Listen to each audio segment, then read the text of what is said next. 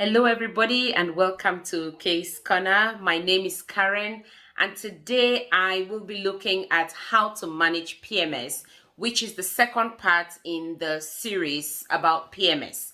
So in my last video, I talked about what PMS is, what causes PMS, how to recognize the signs and the symptoms of PMS, and most importantly, who is most likely to come down with PMS. And that was the first part in the series. And so today I'm going to do the second part of this series, which is how to manage PMS.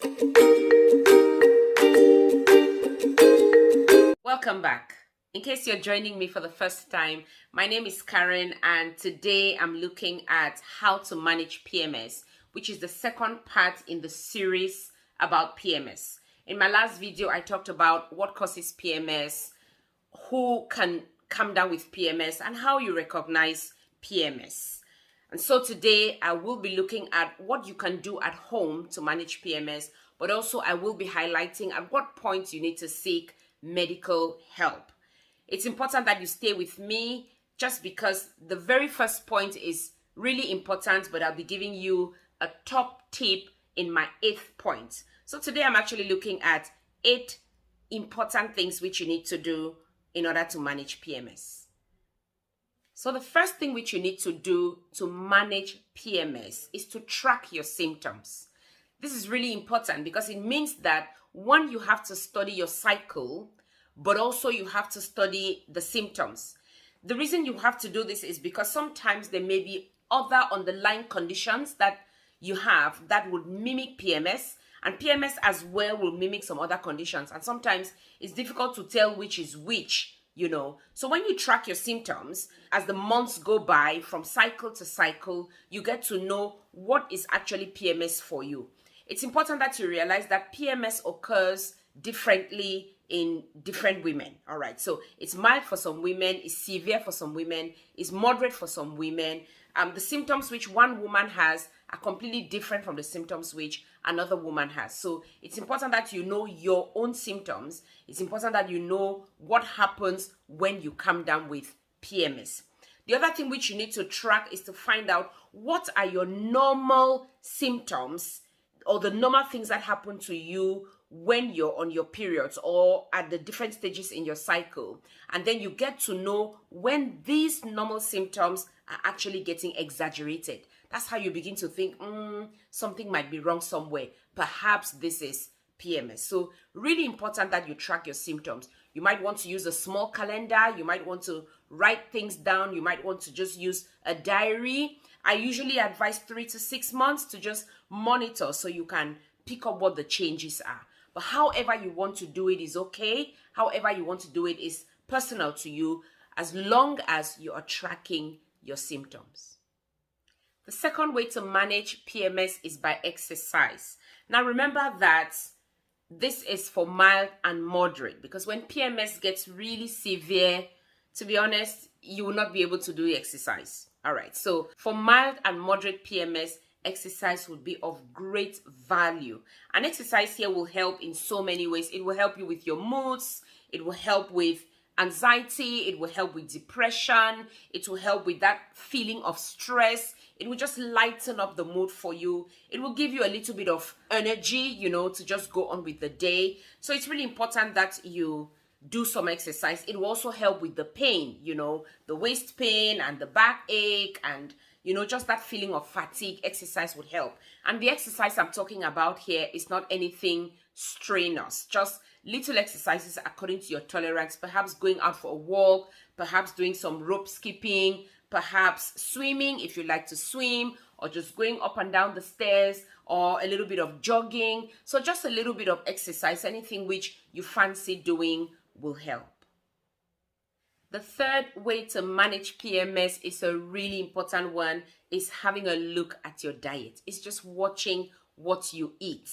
Honestly, I can't talk about your food intake enough when it comes to PMS, or even when it comes to just managing your cycle, to be honest. All right, so looking at what you take, it's very well known that the kinds of things which we eat during our periods may just make the feeling worse for us. All right, so things like, say, fizzy drinks. If you're taking a lot of fizzy drinks, or you're eating a lot of sugary foods, or a lot of salt, or those foods that produce a lot of gas, they could make your symptoms really worse. So it's important that you have a look at what you're eating and modify your diet during your periods, especially if you have PMS. I'm going to leave a link in the description of a video talking about what foods to avoid during your periods, especially to help you manage the pain and to lighten up your moods. And I think that video is going to help if you've got PMS. The fourth thing which you can do when you've got PMS to help you manage the symptoms is to make sure you're having enough sleep. Now, generally, when it comes to sleep, I know that a lot of women already have issues with sleep. They're working really hard, they get home really tired, and then they go to bed, they're just turning and they're tossing, and it's quite tricky to have some sleep.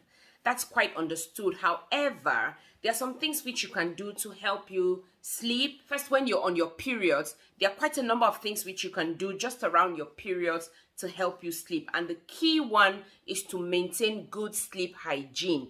I know that the latest program on TV, that show that you really want to watch, comes up at 10 p.m. and you just cannot resist. Let's be honest, all of us have been there, you know, where you just cannot resist watching that program. And before you finish watching it is 3 a.m. and then you have to wake up at 6 a.m. and you wake up feeling so tired.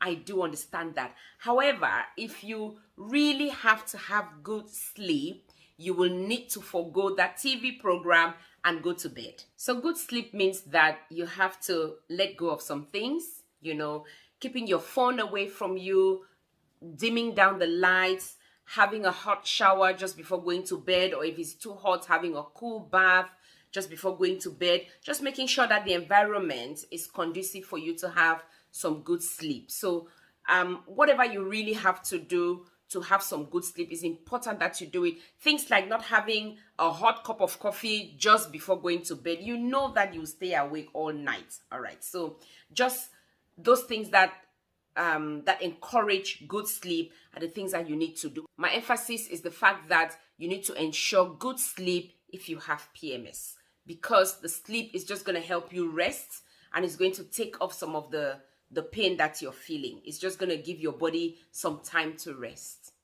Fifth thing which you can do when you've got PMS is a simple one, is to have over-the-counter medication. And that's going to help with the pain, with the headaches, with the fatigue. You need to speak to your pharmacist though, if you're having medications. That's just because you might need to take some medications perhaps that you are allergic to, or you might be taking some other medications and you don't want to counteract effects and all of that. The whole thing is to speak to your pharmacist before you take medications. So just some over-the-counter pain medications. I know that there are some supplements that are marketed with the benefits of helping with PMS, so you want to speak with your pharmacist and just take some medication as well. Now, just before I go on to the sixth tip, or the sixth thing which you can do when you've got PMS, if you haven't yet subscribed to the channel, what are you waiting for? Please subscribe to the channel, like this video if you're having some benefits from it, and please share it as wide as you can. God bless you as you do that. The sixth thing which you need to do when you've got PMS is to manage the stress, relieve the stress. Each of us have got different things which we do when we are stressed, and those things will come handy when you've got PMS. So whether it's going out for a walk, whether it's picking up the phone and ringing your best friend and just having a chit chat and just laugh over certain things, or whether it's doing some meditation, or whether it's doing your favorite thing, you know, which you like to do, perhaps cooking or reading, or just whatever you want to do, watching a movie. So whenever you feel stressed, especially when you've got PMS, that thing which you normally do to relieve your stress will come handy. The seventh thing is also really very important. Now remember that, like I said, PMS can be mild and can be moderate, can be severe. With severe PMS, you just cannot do anything. The woman is completely grounded. It's so severe, she can't go out, she can't do her normal activities. She's in so much pain. Please seek medical help. It's important that you consult a medical doctor, because sometimes there might be underlying conditions that are actually fueling the PMS for you. And then you might just think it's PMS, but it's something a little bit more serious, I'm not saying that PMS is not serious, but I'm saying that on top of the fact that you've got PMS, there might be some underlying conditions, and it's important that you find out. And the only way you get to know that is by seeking medical help. So if you think that the symptoms are way beyond what you're normally used to, or they are way beyond, all of the help that you've tried to seek, please don't stay at home. Don't try to manage it by yourself if it's not working. Go to hospital and seek some medical attention.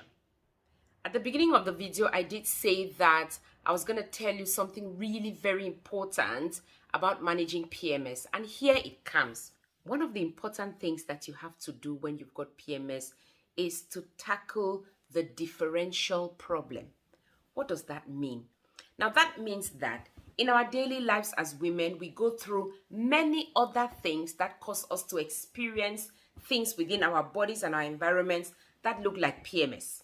So there's quite some other stresses. Issues with kids, issues with finances, issues with husbands, issues with the general society, and you could feel so stressed and so worked up that it looks as if you've got PMS. Those things could happen at the same time when you've got your periods, or at the time when you're ovulating, and those things are really just coming on you and you feel so stressed. So it's really important that you separate what is PMS and what is a usual life stressor. All right, what I'm trying to say is, do not put every other life issue under the umbrella of PMS. Not every stress is PMS. This is really important.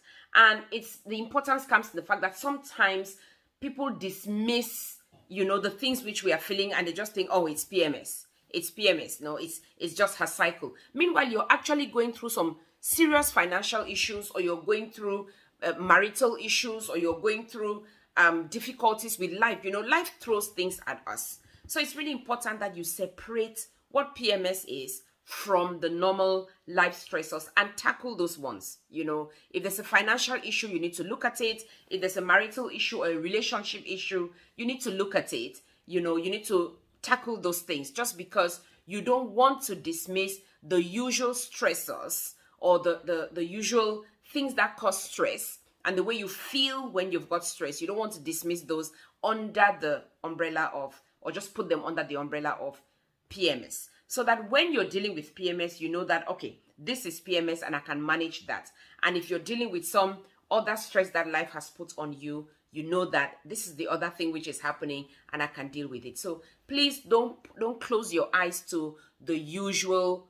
And I'm saying usual because, well, we don't love it, but it happens. So don't close your eyes to the stressors that life would throw at you, even during your menstrual periods.